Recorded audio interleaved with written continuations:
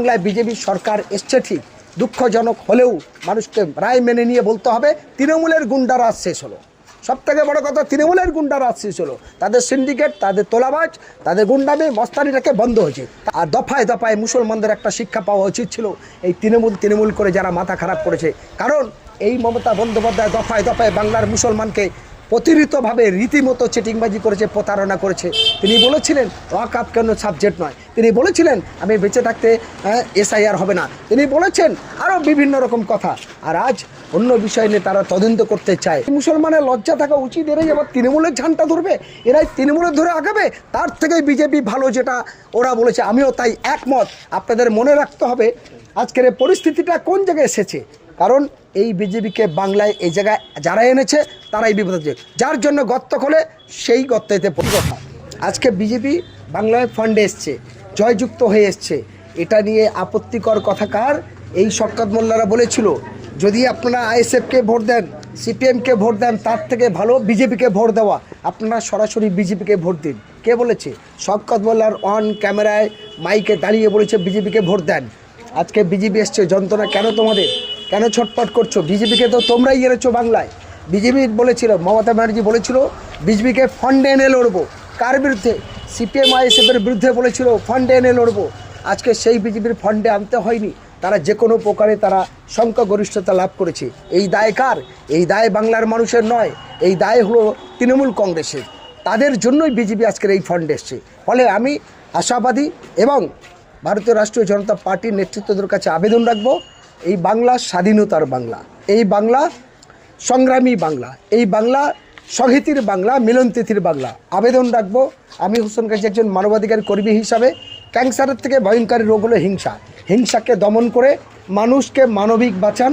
একই ট্রেনে যেমন আমরা যাই, একই বাজারে যাই, আমাদের সুন্দর সম্প্রীতিটা রক্ষা করুন, আমাদের সুন্দর মিলনতিথিকে গড়ুন, মানুষের ভালোবাসাকে গড়ুন। এটাই আমার রাষ্ট্রীয় জনতা পার্টির নেতৃত্বের কাছে আবেদন। তবে হ্যাঁ, আমি বাংলার মানুষের উদ্দেশ্যে বলি, আপনারা জানেন আসামে এসআইআর এনআরসির নামে আতঙ্কিত হয়ে বহু মানুষ তার নাগরিক অধিকার হারিয়েছিল। বিজেপি ক্ষমতায় এসেছিল, পরবর্তীকালে সেই আসামে কিন্তু বিজেপি এবং কংগ্রেস সমান পরিমাণ থেকে সেখানে তৃতীয় বিকল্প বড় শক্তি হিসেবে উঠে এসেছিল বদরুদ্দিন আজমল সাহেব, মৌলানা, তারা দল এআইইউডিএফ।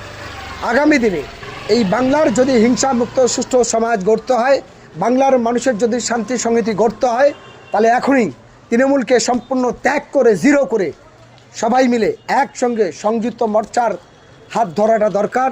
অর্থাৎ আইএসএফের হাত ধরা দরকার, বা হুমায়ুন কবিরের আমজনতা উন্নয়ন পার্টির হাত ধরা দরকার, যারা মুখে যা বলে কাজে তা করে দেয়।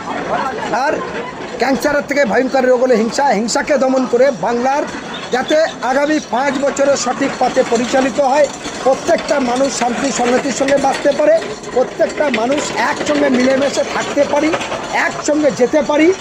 আমরা জানি ভগবান আল্লাহ, ঈশ্বর গড বলছে একটা অসহায় মানুষকে আশ্রয় দাও। বৃষ্টি হচ্ছে প্রচণ্ড, একটা মানুষ ভিজছে, আর একটা মানুষের কর্তব্য, দাদা, মা, বোন, দিদি আসুন একটু আমার ছাওয়াইতে দাঁড়ান, আপনি ভিজে যাচ্ছেন, এটাই তার কর্তব্য। একটা মানুষ ক্ষুধার্ত, খাবার নেই, হিন্দু হোক, মুসলমান হোক, জৈন হোক, খ্রিস্টান হোক, বৌদ্ধ হোক, তার উচিত আরেকটা মানুষকে, দাদা আপনি না খেয়ে মরবেন না, কিছু নিন, দান করে। আমরা সবাই জানি মন্দিরে মসজিদের সামনে থাকে এই ক্ষুধার্ত মানুষের খাবার দেওয়া হয়। কারণ কেন?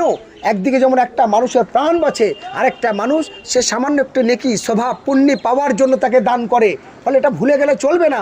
মানুষ হিসাবে আরেকটা মানুষকে আক্রান্ত করব, আরেকটার যে নামে মারবো। আজকের কেন উত্তপ্ত ভাব তৈরি করলো? আজকের মন্দির মসজিদের নামে বিভাজন তৈরি করেছে কারা? এরাই তৈরি করেছে। আজকে তৃণমূল কংগ্রেস যদি এত সংখ্যা মন্দির করে, এত সংখ্যা ওই ইমাম মসজিদের নাম করে, ইত্যাদি ইফতার পার্টির নাম করে, ঘণ্টা দিয়ে মাশাআল্লাহ, খোদা হাফেজ, ইনশাআল্লাহ, এই সমস্ত বিভ্রান্ত তৈরি না করতো, আজকে বাংলার এই চেহারা দেখতে হতো না। আর মারবে, লুটবে, কাটবে, কেন এই হিংসার রাজনীতি চলবে? ফলে আজ বাংলার সেই অত্যাচার ঘুচেছে। আমি বলতে পারি বাংলায় বিজেপি সরকার এসছে ঠিক, দুঃখজনক হলেও মানুষকে রায় মেনে নিয়ে বলতে হবে তৃণমূলের গুন্ডারাজ শেষ হলো। সবথেকে বড় কথা তৃণমূলের গুন্ডারা আসছে হলো, তাদের সিন্ডিকেট, তাদের তোলাবাজ, তাদের গুন্ডামি মস্তানিটাকে বন্ধ হয়েছে, তার জন্য আমরা ধন্যবাদ জানাই। আরেকটি কথা, রাজ্যে যারা এসছে ক্ষমতায় তাদের কাছে আমার বিনীত আবেদন, আপনারা সঠিকভাবে দেশ পরিচালনা করুন, কারণ জনগণ আপনাদের ভোট দিয়েছে। জনগণের প্রতিনিধি হিসাবে আপনারা এই জায়গায় এসছেন, বাংলাকে দেখবেন, বাংলার মানুষকে ভালোবাসুন, বাংলার সমস্ত জাতি ধর্ম বর্ণ নির্বিশেষে সব মানুষ যাতে শান্তি শৃঙ্খলাভাবে থাকতে পারে, সব মানুষ যাতে শান্তি শৃঙ্খলাভাবে তার কর্মস্থানে যেতে পারে, তারা নির্দিষ্ট স্বাধীন গণতান্ত্রিকভাবে বাঁচতে পারে, এই আবেদন আমি রাজ্যবাসীর মাধ্যমে রাজ্যের নবনির্বাচিত সমস্ত বিধায়কদের কাছে আবেদন। ভাবতে অবাক লাগছে, কার বিরুদ্ধে কোথায় কি করতে যাচ্ছে মমতা ব্যানার্জি, কি করেছেন একবার ভাববে না? আর দফায় দফায় মুসলমানদের একটা শিক্ষা পাওয়া উচিত ছিল, এই তৃণমূল করে যারা মাথা খারাপ করেছে। কারণ এই মমতা বন্দ্যোপাধ্যায় দফায় দফায় বাংলার মুসলমানকে প্রতিরিতভাবে রীতিমতো চিটিংবাজি করেছে, প্রতারণা করেছে। তিনি বলেছিলেন ওয়াকফ কেন সাবজেক্ট নয়, তিনি বলেছিলেন আমি বেঁচে থাকতে SIR হবে না, তিনি বলেছেন আরও বিভিন্ন রকম কথা। আর আজ অন্য বিষয় নিয়ে তারা তদন্ত করতে চায়। আজকের ভাবুন তো, আপনার নওশাদ সিদ্দিকীর বিরুদ্ধে একটা বিধানসভায় একটা থানা ভেঙে 13টা থানা করলো, একটা বিধানসভার মধ্যে 45,000 মানুষকে মিথ্যা মামলা। তারপরে এই বাংলার মুসলমান একের পর এক এই মমতার অন্যায়কে সাপোর্ট করে গেছে। আর এই মুসলমানের ভোগ দিতে হবে না। আমি বলতে চাই হিন্দু মুসলমান কোনো ব্যাপার নয়, কারণ আমরা একই সঙ্গে যাই, একই সঙ্গে ছোট থেকে বড় হয়েছি। আমার বাপ ঠাকুরদা তার বাবা পূর্বপুরুষ এই বাংলায় জন্মেছে, এই ভারতে জন্মেছে। দেশ আমাদের, এই দেশের মাতৃভূমি আমাদের, এই দেশ রক্ষা করা, শান্তি শৃঙ্খলা রাখা আমাদের কর্তব্য। কিন্তু তৃণমূলের ভুল নীতি আদর্শের কারণেই আজকে বাংলা বিভ্রান্ত, ভারতবর্ষ বিভ্রান্ত। সেই বিভ্রান্ত জায়গায় তৃণমূল উচিত শিক্ষা নিক, তৃণমূলের গুন্ডারা শেষ হোক, বাংলা শান্তি সংহতির সঙ্গে থাকুক, গোটা ভারতবর্ষে সমস্ত মানুষের ঐক্য একতা করুক, এই আবেদন। মমতা বন্দ্যোপাধ্যায় এবং অভিষেক বন্দ্যোপাধ্যায় ভাঙড়ে পরপর গিয়ে বললেন ভাঙড়বাসী যা চাইবে তাই দেবো, সওগাত মোল্লাকে জিতাতে হবে, তারপরেও হেরে গেল। কারণ এটা তো বলাকে লোভ দেখানো। মমতা ব্যানার্জি বলেছিল 10,000 মাদ্রাসা দেবো, সেখানে 1,000 মাদ্রাসা হয়নি। মমতা ব্যানার্জি বলেছিল বছরে 2 কোটি লোকের চাকরি দেবো, 1 কোটি চাকরি হয়নি। মমতা ব্যানার্জি বলেছিল ওয়াকফ কোনো সাবজেক্ট থাকবে না। মমতার দলের নেতারা 76,000 একর ওয়াকফ সব বেসামাল হয়েছে। মমতা বন্দ্যোপাধ্যায় দফায় দফায় বাংলার মানুষকে, শিক্ষিত ছেলে মেয়ে, হিন্দু মুসলমান দলিত আদিবাসীদের কলকাতার রাজপথে দাঁড় করিয়েছে।